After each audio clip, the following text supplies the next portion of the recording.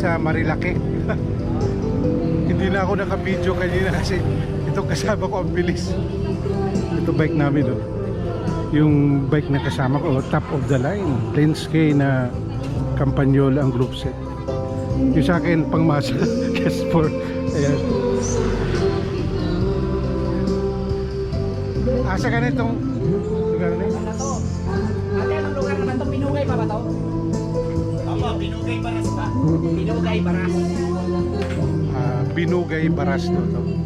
Pero ano to, along Marilake. Papunta kaming papunta kaming Sierra Madre. Sa Sierra Madre Hotel, 69. Siguro mga 13-15 kilometers pa.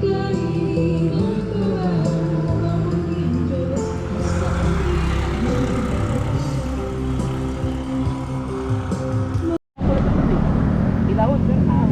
Anong ano to? Anong barangay ito nito? Ano to yung sa radar na to, pero Sierra Madre. Tapos yan, AFP. Pinugay yun eh. Pinugay. Sabi mo AFP dyan, di ba? Oo. AFP radar dito. AFP camp? Oo. Malapit ako sa Tanay actually. Tanay na yata. Parang Tanay Highland. Nandito na kami banda sa Tanay. Sa may camp ng AFP. Okay. Along ano to, Marilake. Marilake Highway. So, nandyan yung camp ng AFP. Yan si Senior Rene. Yung radar. Camp is over there. Near the Tanay Highlands. Pahinga kami kasi parang malalagutan na kami ng hinga. Thunder's Ride.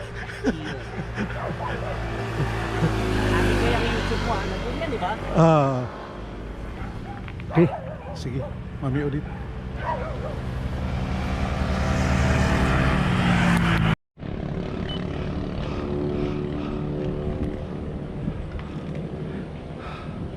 $10.50 na.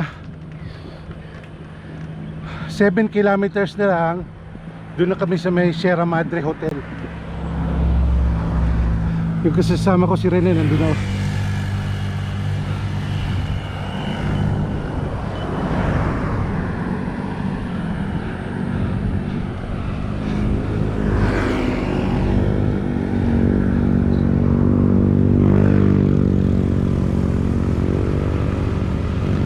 Along Marilake Highway ito. Marilake. Dito na to bandang Tanay Rizal.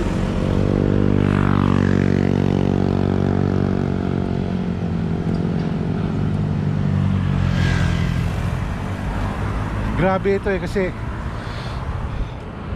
mula dun sa Marcos Highway Extension hanggang sa may Sierra Madre Hotel, ano to, 34 kilometers na puro paahon.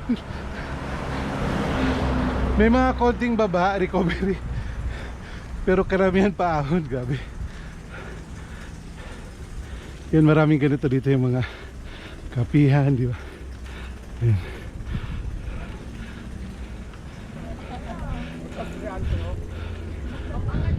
Okay, mamaya na. Ayan, nandito na kami sa hotel, Sierra Madre Hotel. Ito yung marker, tapos pabalik na kami.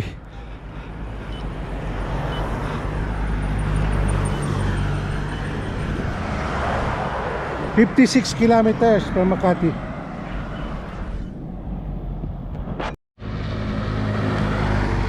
Ito yung part ng Sampaloc, Tanay Rizal na 13 kilometers puro lusong.